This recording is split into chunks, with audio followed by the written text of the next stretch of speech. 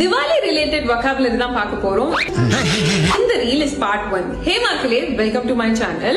So first word பாத்தீங்க அப்படின்னா decor. Decor அப்படின்றது decoration ஓட short form கூட நம்ம சொல்லலாம். And decor அப்படின்னா like அலங்காரம் அப்படின்னு அர்த்தம். ரெண்டாவது வார்த்தை தியா. இப்போ நம்ம அகல் விளக்கு ஏத்துறோம்ல லைக் திவாலி அப்போ அது தியா அப்படின்னு இங்கிலீஷ்ல சொல்லுவாங்க. And அடுத்தது தெரிஞ்ச விஷயம் கிராக்கர்ஸ். கிராக்கர்ஸ் அப்படின்னா பட்டாசு. And அடுத்த வார்த்தை fireworks. ஃபயர்வொர்க்ஸ் எப்படி வரும் அப்படின்னா லைக் பட்டாசு ரொம்ப பயங்கரமா வெடிக்கும் போது வான வேடிக்கை அப்படின்னு நம்ம சொல்றோம்ல, பாக்குறதுக்கே அழகா இருக்கும் போது அதை நம்ம ஃபயர்வொர்க்ஸ் அப்படின்னு சொல்றோம். அடுத்த வார்த்தை ஸ்பார்க்லர்ஸ். ஸ்பார்க்லர்ஸ் வந்து இப்போ நம்ம மத்தாப்பு கொளுத்தும் போது ஒரு தீப்பொறியில இருந்து ஒரு ஜொலிப்பு வருதுல, அந்த மாதிரியான ஒரு விஷயத்தை தான் ஸ்பார்க்லர்ஸ் அப்படின்னு சொல்லுவாங்க. அண்ட் கடைசியான வார்த்தை வைப்ரன்ஸ்.